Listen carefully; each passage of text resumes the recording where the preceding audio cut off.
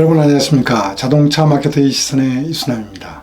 요즘 들어 수소경제, 수소사회라는 말이 언론지상에서 많이 나타나고 있습니다. 얼핏 수소경제하면 수소연료전지차와 수소충전소, 니콜라는 사기꾼, 현대 넥소, 수소트럭 수출 등이 떠오릅니다. 2022년까지 정부의 수소사회 투자 규모와 충전소 수와 수소연료 전지차의 보급 대수 계획이 설정되어 있고, 현대차는 수소사회를 리드하기 위하여 26년까지 7조 6천억을 투자하여 5만 1,000명을 고용하는 계획을 발표하며 정부 정책에 화답하고 있습니다.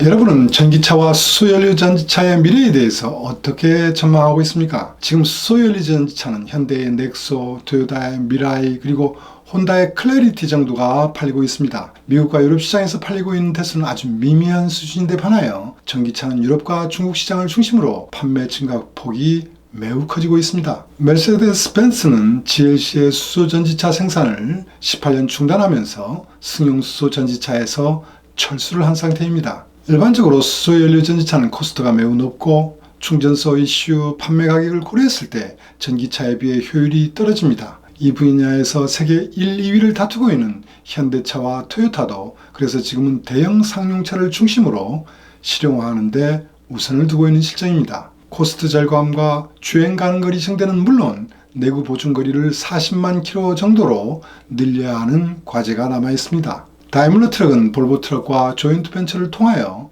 연료전지 트럭을 개발하고 있는 상태입니다. 이러한 현재 상황을 고려할 때 요새 한참 유행하고 있는 수소 경제가 우리나라의 미래 먹거리 산업이 될 수 있을까요? 여러분은 어떻게 생각하고 계신지요? 오늘은 유럽연합 EU가 발표한 수소 전략 내용을 통해서 수소 경제를 간단히 이해하는 것부터 시작하겠습니다. 또한 이 수소 전략을 통하여 자동차 산업 분야에서 어떤 전략을 취하고 있으며 이는 우리나라 자동차 및 배터리 업체에 어떤 영향을 미칠지를 분석하여 보겠습니다. 유럽연합 EU는 지난 7월 8일 유럽의 기후 중립을 위한 수소 전략을 발표했습니다. 유럽은 타 지역보다 풍부한 풍력, 태양열, 수력 등의 재생에너지를 활용하여 수소를 만들고 이것을 가정과 공장 그리고 다양한 교통수단, 작업 용도로 사용하고 때에 따라서는 저장하여 효율적으로 사용하겠다는 것입니다. 이를 위하여 30년까지 수소 생성을 위한 수전해 장치에 420억 유로, 이 장치와 태양광 발전, 풍력 발전 등과 연결하는데 3,400억 유로, 합계 3,820억 유로, 한화로는 513조 원을 투입합니다. 3단계로 구분하여 전기를 발생시키는 수조 전해조 확보와 재생 가능한 수소 생산 목표를 설정했습니다. 앞에서도 설명드렸지만 우리나라는 충전소 수와 수소 전지차 보급에 집중하는 모양새입니다. 왜 유럽연합 EU는 이런 전략을 추진하고 있을까요? 물론 2050년 탄소 중립의 목표를 달성하는 데 있습니다.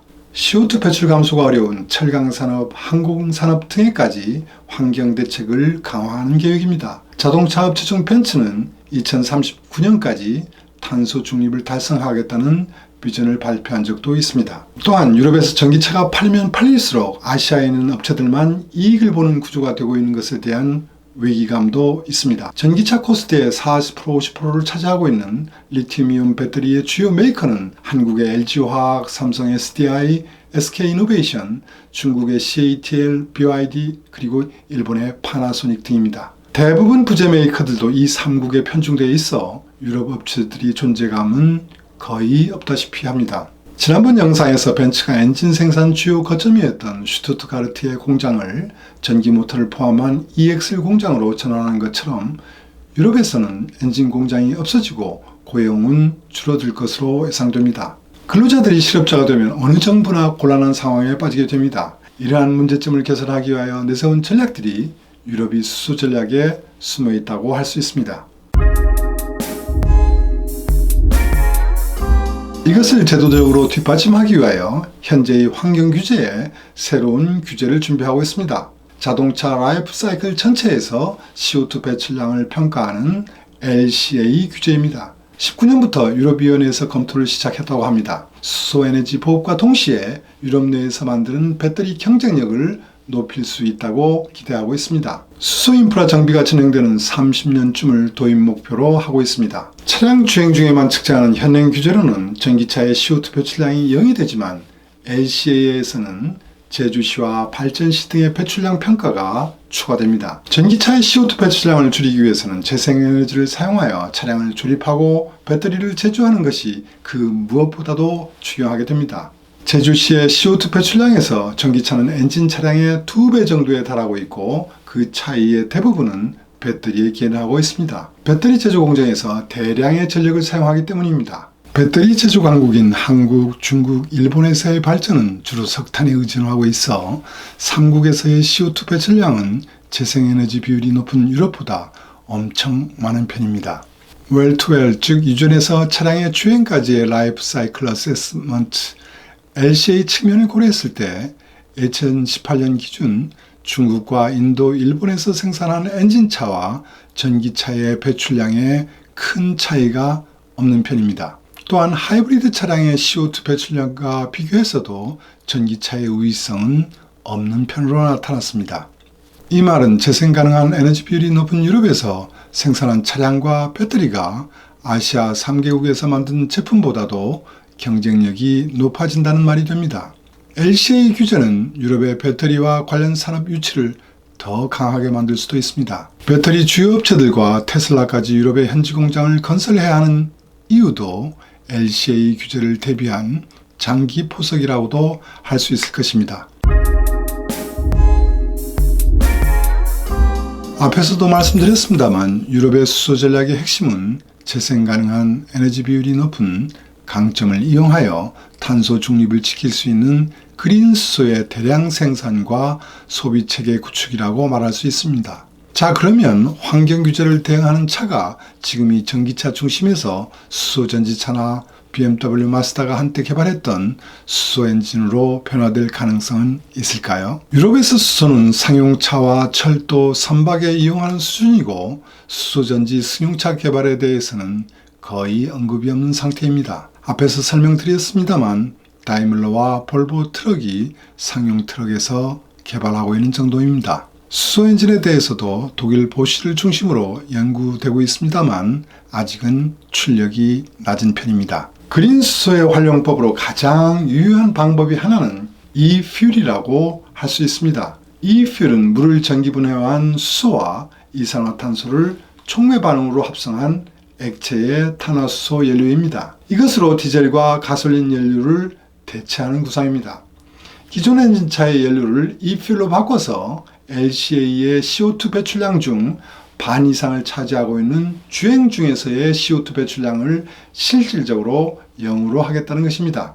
이퓨얼이 연구 개발에서 앞서가고 있는 것은 독일의 아우디입니다. 2017년에 이퓨얼 연구 시설을 독일에 설립했다고 발표했습니다. 30년 유럽 환경 규제보다 빨리 대응할 수 있을 것으로 보고 있습니다. 이퓨얼을 사용하면 기존의 엔진과 급유 라인을 기본적으로 유용할 수 있고 엔진 공장 등을 유지하고 고용을 지킬 수 있다는 이점도 있습니다. 또한 이퓨얼을 만들기 위한 공장 신설로 고용을 창출할 수도 있습니다. LCA 규제와 이퓨얼을 조합하면 미국도 견제를 할 수 있습니다. 대용량 배터리를 탑재한 전기 자동차일수록 LCA 규제에서 불리하기 때문입니다. 대용량 배터리를 탑재한 고급 전기차에서 유럽의 빅3 고급차 메이커의 아성을 무너뜨린 미국 테슬라의 발목을 잡을 수도 있습니다.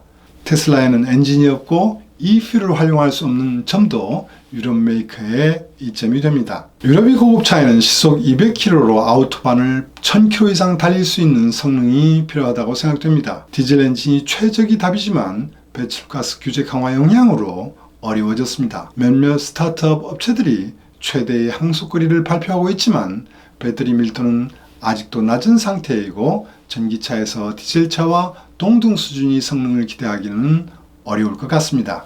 이퓨얼은 고급차용 디젤 엔진 존속의 마지막 카드로 기대가 높습니다. 아우디는 이런 점을 노리고 있다고 봐야 할 것입니다.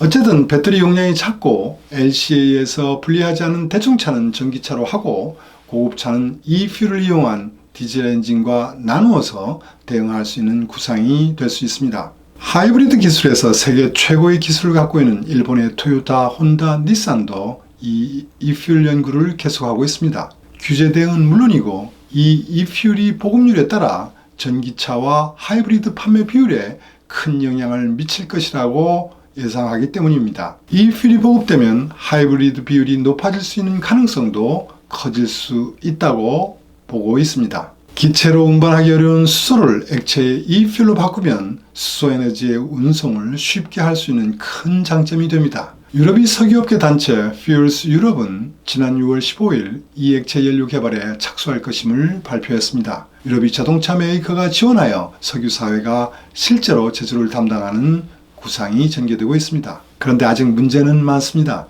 이 퓨얼 과제는 가솔린 가격 대비 현재 코스트가 10배 정도 비싸다는 것입니다. 현재 코스트 경쟁력으로는 이 퓨얼을 보급하기는 매우 어려울 것입니다.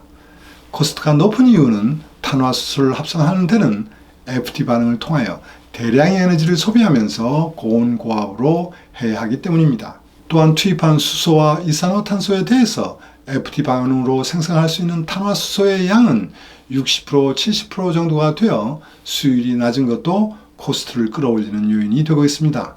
세계에서 FT법을 개량하는 연구가 수면 하에서 진행되고 있습니다.